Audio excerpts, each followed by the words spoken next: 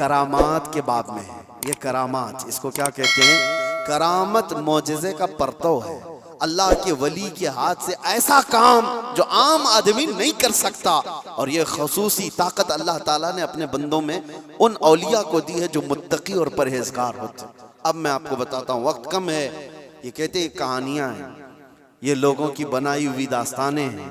मेरे अजीजों, तुमको मानना और ना मानना ये हमारे लिए ज़रूरी नहीं है, और ना ही हम किसी को मनवाने जा रहे हैं। हम सुन्नियों पर एक बड़ा इल्ज़ाम ये लगाया जाता है कि ये सिर्फ चादर, गागर, जुलूस, फातिहा, नियाज, 11वीं वाले लोग हैं। मेरे अजीज़ों, वो एक पार्ट है। जालिमों ने जिस तरह का ये हमारे ऊपर इल्ज़ाम लगा कर रखा है कि ये सजदे करने वाले लोग हैं, कब्र की पूजा करने वाले लोग हैं, और मज़ारात औलिया पर जाकर शिर्क व बिदअत करने वाले लोग हैं, दुनिया को ये फैला करके रखा गया। हम उससे बरात का इजहार करते हैं। हम सुन्नी मज़ार को सजदा तो छोड़ो, हम रसूल को भी सजदा नहीं करते।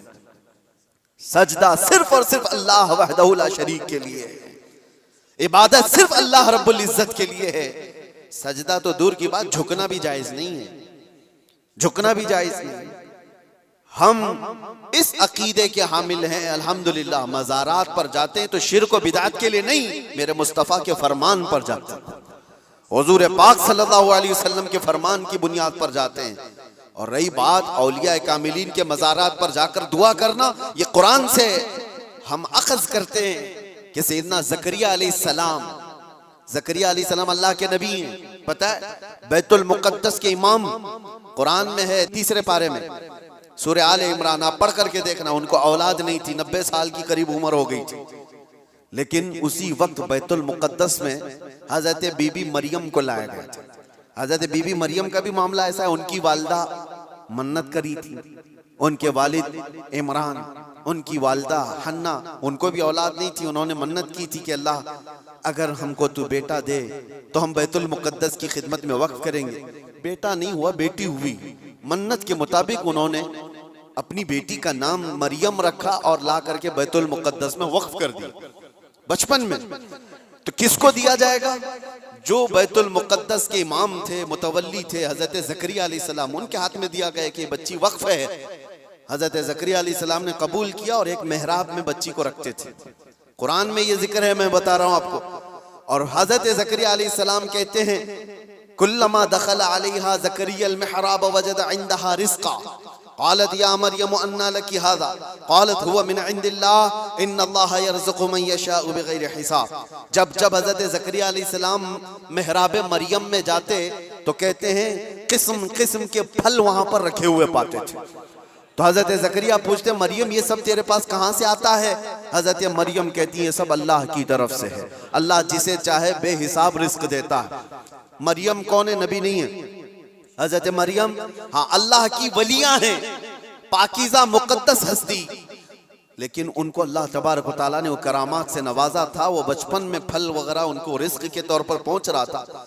इसके बाद की जो आयत है, अब सुनो, इसके बाद ये जो वाक़या है, उसके बाद की आयत कुरान पाक में सूरह आले इमरान में रब ताला फरमाता है, हुनालिका दआ ज़करिया रब्बह क़ाल रब्बि हबली मिन लदुनका ज़ुर्रियतन तय्यिबतन इन्नका समीउद दुआ। ज़करिया अलैहिस्सलाम को भी औलाद नहीं थी, तो उसी मरियम के मेहराब में खड़े हो गए जहाँ बीबी मरियम थी। कहा, ऐ अल्लाह मुझे भी एक बेटा अता कर दे। हुनालिका दआ ज़करिया रब्बा, ये कुरान की आयत है। ज़करिया अलैहिस्सलाम ने अपने रब से दुआ की, अल्लाह मुझे भी एक बेटा दे दे, तेरी जानिब से नेक व साले बेटा अता कर दे। अब ये दुआ तो हो गई, और कुरान में उसके फौरन बाद आयत है, फनादतहुल मलाइकतु व हुवा क़ाइमुन युसल्ली फिल मिहराब अन्नल्लाह युबश्शिरुका बियहया। उसी वक्त अल्लाह के फरिश्तों ने बशारत दे दी ज़करिया अलैहिस्सलाम को, तुम्हारी दुआ कबूल हो गई और यहया अलैहिस्सलाम की शक्ल में तुम्हें बेटा मिलने वाला है। इतनी तेज दुआ। अब मैं आपको बताता हूँ ये आयत मैं क्यों पढ़ रहा हूँ और क्यों आपके सामने रख रहा हूँ। ज़करिया अलैहिस्सलाम खुद अल्लाह के नबी और जहाँ के इमाम है वो बैतुल मुक़द्दस है, दुनिया का सबसे मुक़द्दस तरीन मकाम। उस वक्त बैतुल मुक़द्दस में हज़रत ज़करिया अलैहिस्सलाम जहाँ इबादत करते थे वहीं पे दुआ भी तो कर सकते थे, वहीं पर दुआ कर सकते थे, लेकिन कुरान ये कहता है वो मेहराब मरियम में आकर के दुआ कर रहे हैं। मेहराब मरियम में जहां बीबी मरियम बैठी वहां दुआ कर रहे हैं। इससे पता ये चलता है कि अल्लाह के सालेह बंदे जहां होते हैं वहां से दुआएं कबूल होती। पता चला जहां नेक और सालेह अल्लाह के वली रहा करते हैं वहां से जब नबी की दुआ कबूल होती है तो फिर उम्मती की क्यों नहीं कबूल होती। और फौरन दुआ कबूल हुई और बेटा भी मिला। अब ये लोग कहते हैं गरीब नवाज के यहाँ जाते हैं तो क्या बेटा मिलता है, बेटी मिलती है, औलाद मांगने जाते हैं। जालिमो तुम्हें पता नहीं, जकरिया अलैहिस्सलाम बीबी मरियम के पास खड़े होकर बेटा मांगे थे तो बेटा नबी की शक्ल में मिला था। हाँ, ये नहीं है कि वो बीबी मरियम से मांग रहे थे, वो अल्लाह से मांग रहे थे। लेकिन जगह कौन सी है, जगह का भी असर होता है। हाँ, एक बात मैं आपको बता दूं कि जगह का अगर असर नहीं होता तो मस्जिदें और ये सारी चीजें बनाने की जरूरत क्या होती। इबादत करने के लिए भी जगह है, खाना खाने की भी आपके घर में जगह है, हाजत में जाने के लिए भी कोई जगह है, आपका ट्रीटमेंट करने के लिए हॉस्पिटल में भी जगह है। हर चीज एक एक जगह पर होती है कि नहीं होती, होती। जिन लोगों का वो मानना है कि कुछ भी नहीं जरूरी है वहां जाना यहाँ जाना, तो मैं उनसे कहता हूँ कभी बाथरूम में बैठ करके डॉक्टर से अपना इलाज करा लोगे।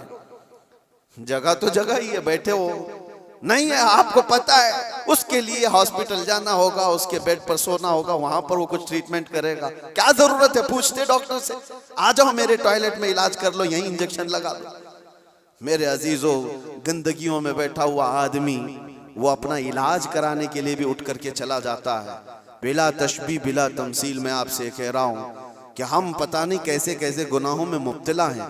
यहाँ से निकल करके हम उन पाक सुथरी जगहों में जाते हैं जहां अल्लाह के वली आराम फरमा, और उस जगह पर खड़े होकर हम अल्लाह ही से दुआ करते हैं और पाकीज़ा मकाम की बरकत से अल्लाह दुआएं कबूल करता है।